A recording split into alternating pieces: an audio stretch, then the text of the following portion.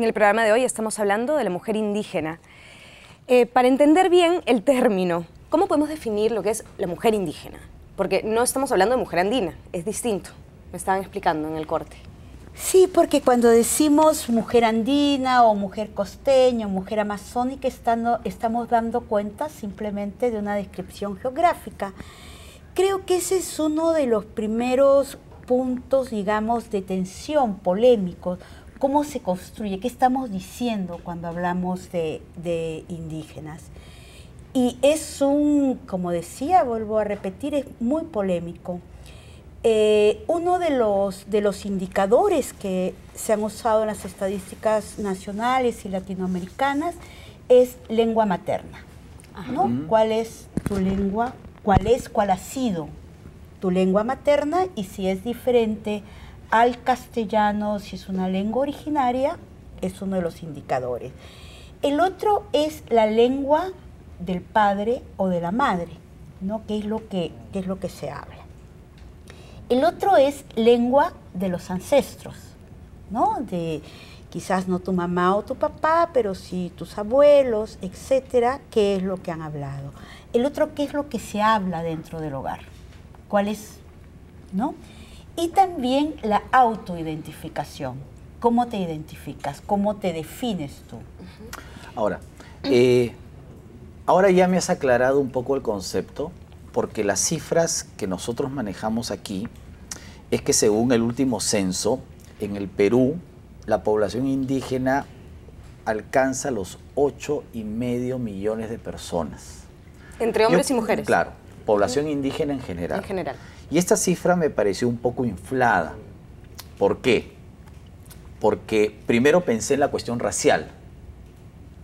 O sea, en los últimos 50 años, en el Perú ha habido un proceso de urbanización y de mestizaje muy fuerte. Entonces, lo primero que tú te pones a pensar, ¿cuántos indios racialmente puros existen en nuestro país? Para terminar, Katy, tú también, o sea, entonces yo dije, aquí hay factores también de tipo cultural, porque indio es un concepto o de raza o un concepto cultural. Además, ¿quién define quién es indio? O sea, muchas veces a la persona la define como indio el empadronador o el encuestador, pero de repente él culturalmente ya no se siente indio y racialmente no necesariamente es indio. Hay que ir un poco escarbando este tema. Sí, mira, la forma en la cual se ha medido, la medición es clave para saber cómo se encuentra un grupo.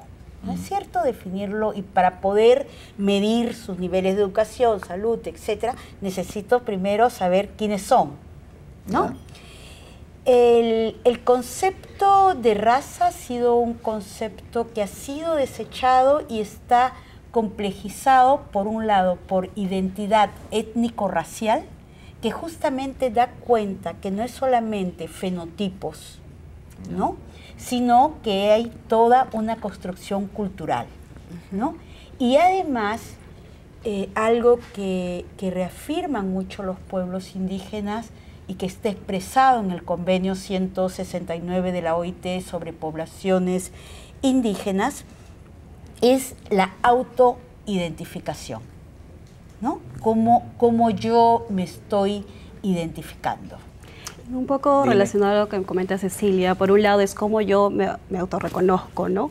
Pero también el entorno si me reconoce. Es un debate muy interesante además y entra un poco en tensión cuando las autoridades, porque administran justicia estatal, por ejemplo, reciben un caso de alguna violación de derechos humanos en los pueblos indígenas, acuden y ellos también tienen un serio conflicto para ver cuándo identifican a una persona como indígena o no, imaginándonos que si ha vivido en su comunidad 20 años y vive en la ciudad otros 20 años más.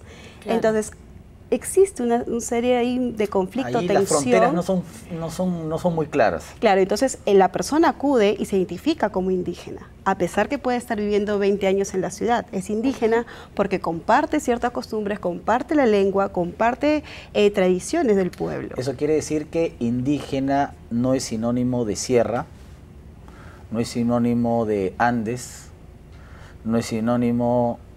O sea, el indígena puede estar en la ciudad. Claro, puede estar vivir aquí, en este distrito. Yo creo que ese es uno de los mitos más interesantes que a partir de los datos producidos por el INEI cae. La mayoría, poco más de la mitad, cerca del 51% de población indígena vive en espacios urbanos. Ya, pero la percepción es que el indio que vive en la ciudad dejó de ser indio. Porque además, ojo, voy a terminar la idea, porque uno de los motores de la migración era que justamente los migrantes iban a las ciudades a occidentalizarse y aprovechar los supuestos beneficios de la vida urbana. O sea, ellos culturalmente quieren dejar de ser indios. ¿O estoy en una percepción equivocada? O sea, ¿cuál es la meta, el norte del migrante? Yo creo que la meta y el norte del migrante es es construirse mejores condiciones de vida. Más oportunidades. ¿No? Mayores oportunidades, inclusive también quienes no siendo indígenas migran a otros lados, creo que ese es el motor. ¿Cuánto eso implica un proceso de aculturación? Es otra de las cosas otra de las dimensiones que tiene. Pero además hay que considerar cómo así la percepción sobre lo indígena, uno, ha ido cambiando desde el Estado y dos, todavía persisten muchos conceptos racistas de exclusión. El doctor Rodrigo Montoya, antropólogo, ha hecho un trabajo durante muchos años, no sé, cerca de 2 décadas, en Villa El Salvador sobre la migración de ayacuchanos, de puquianos, las costumbres, las fiestas que realizan, etcétera.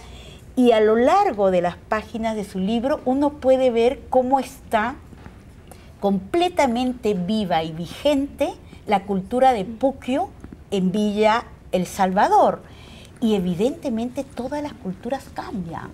O sea, hay un cambio, ¿no? Hay permanencias, pero también hay cambios. Ahora, por ejemplo, en este libro de Bruce, ¿no?, el psicoanalista, cuando analiza cómo los peruanos nos choleamos unos a otros, por ejemplo, me parece interesante cuando el campesino indígena va a la ciudad y empieza a aculturarse, empieza a cholear al que se quedó.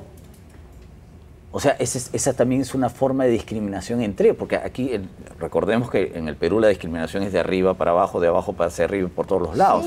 Entonces, por ejemplo, el campesino, por decir, el campesino que va a la ciudad ya dejó de ser campesino, o sea, él deja de ser campesino y empieza a discriminar, entre comillas, al que se quedó en el campo, que puede ser de su mismo entorno familiar, de su mismo origen, pero ya él se siente distinto, él ya dejó de ser indio.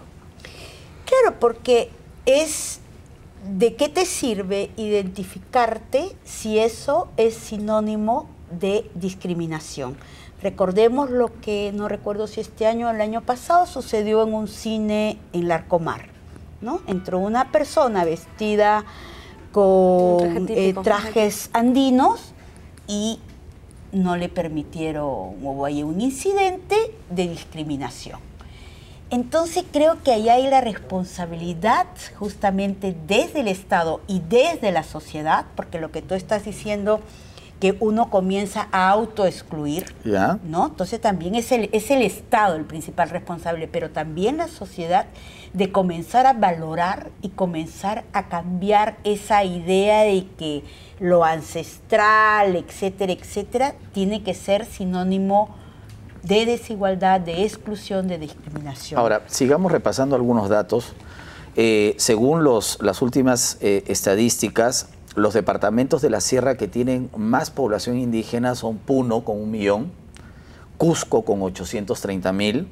En la sierra vive el 25% de la población indígena, en la sierra el 70%, en la costa el 25% y en la selva el 4%. Ahora, yo veo aquí una serie de estadísticas respecto a la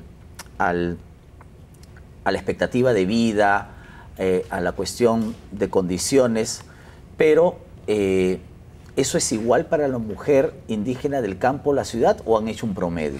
Te propongo que nos respondas eso en el siguiente bloque Bueno. y ya regresamos.